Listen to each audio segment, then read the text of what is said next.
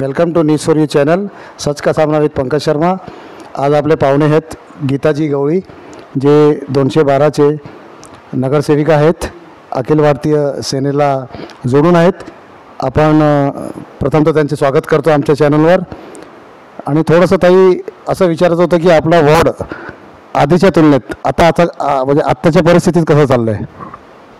आत्ताच्या तुलनेत अजून चांगलंच चाललं की कामं वाढत चालली, कामं जास्त होत चालली लोकांची, आणि लोक खुश आहे या बाबतीत. तुलनात्मक कुठेतरी आत्ताची जी सरकार आहे, हे सहकार्य आपणास पूर्णपणे भेटत आहे असं तुम्हाला दिसतं आहे की कुठेतरी तुम्हाला सहकार्य नाही भेटत आहे या सरकारकडनं असं दिसत आहे? आता सरकारचे तर बोलतात ना, त्यांचे तर कामच एवढे मोठे मोठे, तर आम्ही आमच्यातून करून घेतो कामं. काही आमचे वॉर्ड लेवल आहे, आमचं BMC ही वॉर्ड आम्ही आमच्या लेवलतून करून घेतो. सरकारचा हात नसू या असू ते आपल्याला काय फरक पडत नाही. फिलहाल आम्ही जोरदार कामं करतो. लोकांचे पत्र घेऊनच बोलू शकतो की आम्हाला कामं करून द्या. ही आता सध्या 3 वर्ष इलेक्शन नाही, तर थोडा खूप फरक पडला आहे का काही फंड नाही भेटत आहे, तरी पण आमची कामच चालू आहे स्वतःहून. ॲक्च्युली विषय हाच आहे, कुठेतरी बृहन्मुंबई महानगरपालिकेचे इलेक्शन्स दिवसेंदिवस म्हणजे लोकांच्या जनमानसमध्ये असं वाटलं की कधी होणार तरी की नाही होणार. त्या इलेक्शन संदर्भात आपण काय म्हणाल का? आता किती थांबलो आम्ही इलेक्शनसाठी.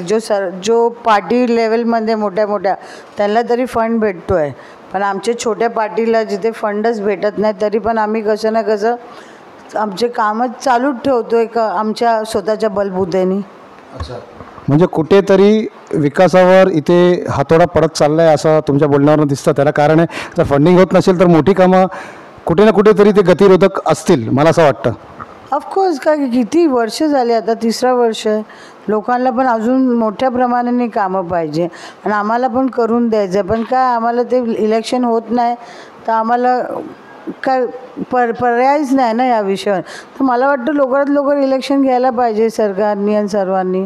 आणि तिकडे जे सीटवर बसले आहेत ते तर आम्हाला समजतच नाही काय चाललं आहे, किती फंड कुठे फिरतो आहे, कुठे कोणत्या जागेवर काय करतात, म्हणजे कोण तिथे कंट्रोल करायलाच नाही आहे सध्या. म्हणजे BMCवर तुम्ही आपले मत मांडले की लवकरात लवकर ते झाले पाहिजे, हे नक्की आपलं ठाम मत आहे. आणि पुन्हा आम्हाला गीता गवळी यांना पुन्हा एकदा रिंगणात आम्ही पाहू शकू का? ऑफकोर्स कामं केली आम्ही, कामाच्या भरोश्यावरच आहे. आणि भरोसा आहे लोकांवर की आमच्यासारखे कामं कोणी केली पण नसेल आतापर्यंत. हां, भले पॉलिटिक्स आपल्या जाग्यावर आहे, पण आम्ही पॉलिटिक्सचं खेळत नाही, पण आम्ही कामाच्या बलबुद्ध्यावर. तर मग लोकांना भडकवणं काय करणं ते वेगळी गोष्ट आहे, पण एवढा विश्वास आहे की आपण करून घेऊ.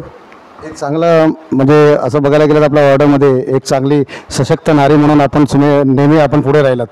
थोडंसं नारीचं सशक्तीकरणसाठी एक थोडंसं जर मेसेज आपण आपल्या वॉर्डच्या माध्यमाने एक महाराष्ट्राच्या महिलांना जर आपण देऊ शकलात का? आजकालची महिला तर सर्वात स्ट्रॉंग आहे, आणि मला वाटतं स्ट्रॉंग म्हणजे काय, ते जे दुसरे करू शकत नाही जे महिला करतात आहे.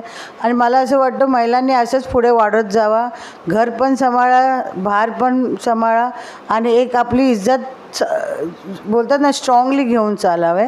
आणि त्यात आपलं मन खोटं नाही, त्यात आपलं मन चांगलं विशाल आहे, असं विशालपणा राहायला पाहिजे. खूप खूप धन्यवाद.